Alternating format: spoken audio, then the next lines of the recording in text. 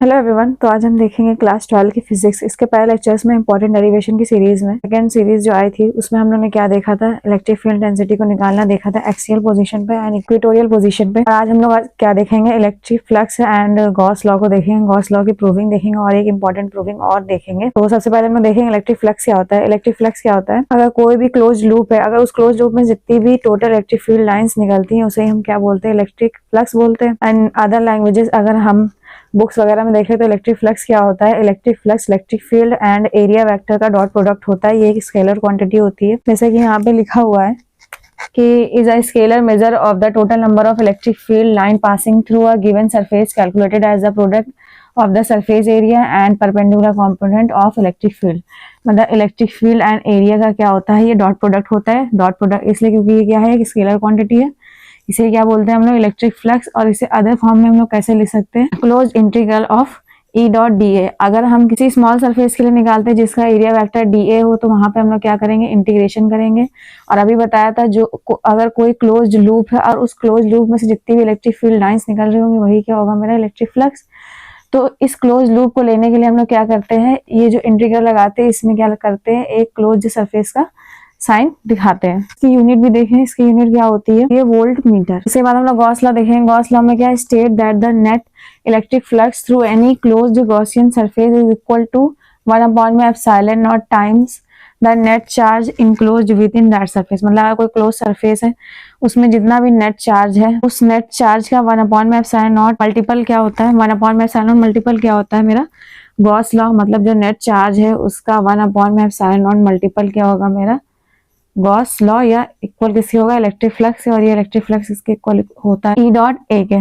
अब इसके बाद हम लोग क्या देखेंगे, गॉस लॉ की प्रूविंग को देखेंगे। इसकी प्रूविंग हम लोग क्या देखेंगे, इसकी प्रूविंग में कोई भी एक सरफेस लेंगे, उस सरफेस पे एक पॉइंट लेंगे जिसे क्या नेम लेट करेंगे उसका ओ, एंड इस पे क्या होगा, कोई चार्ज क्यू होगा। यहाँ से आर डिस्टेंस पे एक पॉइंट पी है जहाँ पे हमें क्या करना है, इलेक्ट्रिक फ्लक्स को फाइंड करना है। अब इलेक्ट्रिक फ्लक्स हम क्या करेंगे, पहले थोड़े से एरिया के लिए फाइंड करेंगे, देन उसका इंटीग्रेशन करके फुल एरिया के लिए हम लोग इलेक्ट्रिक फ्लक्स निकालेंगे। इसलिए यहाँ पे एक पॉइंट पी लिया जहाँ पे हमें इलेक्ट्रिक फ्लक्स निकालना है। अब इस पूरे सरफेस का एरिया कितना है, ए, तो इस छोटे से पार्ट के लिए एरिया क्या होगा, डी ए। अब यहाँ पे जो इलेक्ट्रिक फील्ड लाइन्स है वो किस साइड किस डायरेक्शन में जा रही है, राइट डायरेक्शन में जा रही है। और जो ये एरिया वेक्टर है वो इलेक्ट्रिक फील्ड के साथ थीटा एंगल बना रहा है। इलेक्ट्रिक फील्ड के साथ थीटा एंगल बनाने की वजह से यहाँ पे क्या हो जाएगा, हम लोग जब इलेक्ट्रिक फ्लक्स लगाएंगे, इलेक्ट्रिक फ्लक्स का फॉर्मूला लगाएंगे तो close integral of E dot D A और डॉट प्रोडक्ट हटाएंगे तो क्या आ जाएगा, कॉस थीटा। हम जानते हैं इलेक्ट्रिक फील्ड के लिए फॉर्मूला क्या था, 1/4πε0 क्यू बाई आर स्क्वायर। अब इस आर स्क्वायर को इसके अपॉन में लिखेंगे तो D A cos theta upon में आर स्क्वायर। ये क्या होता है, सॉलिड एंगल होता है। सॉलिड एंगल क्या होता है, डी ओमेगा इक्वल में D A cos theta upon में आर स्क्वायर। तो यहाँ पे D A cos theta upon में आर स्क्वायर की प्लेस पर क्या लिख देंगे, डी ओमेगा। अब डी ओमेगा लिखेंगे तो जब इसका इंटीग्रेशन होगा तो ये क्या बच जाएगा, ओमेगा। तो ओमेगा की वैल्यू क्या है यहाँ पे, 4 पाई। ओमेगा की वैल्यू 4 पाई है, जब के यहाँ पे क्या है 1/4πε0। 4πε0 में से 4 पाई से 4 पाई कैंसिल करेंगे तो Q/ε0 क्या आ जाएगा, Q/ε0 क्या आ जाएगी, इसकी प्रूविंग। ये क्या हो जाएगा, गॉस लॉ की प्रूविंग। इसके बाद हम लोग इंपॉर्टेंट प्रूविंग देखेंगे। इस प्रूविंग में क्या है कि हमें गॉस लॉ की हेल्प से कूलम्ब्स लॉ को प्रूव करने को क्वेश्चन में देगा। उसे हम लोग कैसे सॉल्व करेंगे उसे आगे देखेंगे। इसमें क्या है, एक स्फेयर है, एक स्फेयर लेट करेंगे हम। उस स्फेयर में क्या है, एक सेंटर है, सेंटर को ओ नेम देंगे। इससे क्या है, आर डिस्टेंस पे एक पॉइंट कोई पी है जहाँ पे एक छोटा सा सरफेस कोई लेट करेंगे। क्योंकि हम लोग क्या करते हैं, जब भी कभी इलेक्ट्रिक फ्लक्स निकालते हैं तो सबसे पहले एक स्मॉल सरफेस के लिए क्या करते हैं, इलेक्ट्रिक फ्लक्स को निकालते हैं, देन उसका इंटीग्रेशन करके हम लोग क्या करते हैं, पूरे एरिया के लिए हम लोग इलेक्ट्रिक फ्लक्स को फाइंड करते हैं। यहाँ पे भी एक स्मॉल एरिया लेट करेंगे जिसको क्या नाम देंगे, पी। अब यहाँ से क्या है, इलेक्ट्रिक फील्ड लाइंस बाहर की तरफ जा रही है और इलेक्ट्रिक फील्ड भी सेम डायरेक्शन में जिस डायरेक्शन में एरिया है। इसमें हम क्या देखेंगे, हमने क्या पढ़ा था, इलेक्ट्रिक फ्लक्स में फाई इक्वल में ई डॉट डी ए। अब हम डॉट प्रोडक्ट हटाते हैं तो क्या लगाते हैं, कॉस थीटा। अब यहाँ पे ई डॉट डी ए का मीन्स क्या होता है, इलेक्ट्रिक फील्ड लाइन्स है और एरिया वेक्टर है, इन दोनों की डायरेक्शन को हम लोग देखते हैं किसके लिए, थीटा एंगल निकालने के लिए। अगर ये दोनों सेम डायरेक्शन में है, मतलब electric field and area vector दोनों सेम डायरेक्शन में है, तो यहाँ पे जो थीटा की वैल्यू होगी वो 0। अगर ये दोनों एक दूसरे के परपेंडिकुलर होंगे तो यहाँ पे जो थीटा का एंगल निकलेगा वो कितना निकलेगा, 90 डिग्री। तो इस केस में क्या है, ये दोनों सेम डायरेक्शन में, तो यहाँ थीटा की वैल्यू क्या हो जाएगी, 0। और कॉस 0 की वैल्यू 1 होती है। और डी ए, जब डी ए का इंटीग्रेशन करेंगे तो ये क्या हो जाएगा, ए। मतलब हमें यहाँ पे क्या निकालना है, एरिया निकालना है।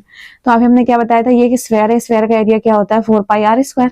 तो यहाँ पे 4 पाई आर स्क्वायर लिखेंगे। उसके बाद हम लोग गॉस लॉ में क्या देखते हैं, जो इलेक्ट्रिक फ्लक्स होता है वो किसके इक्वल होता है, क्यू अपॉन में साइन नॉट के। तो यहाँ इलेक्ट्रिक फ्लक्स की प्लेस पे क्या रखेंगे, क्यू अपॉन में साइन नॉट इक्वल में E into 4 pi R square.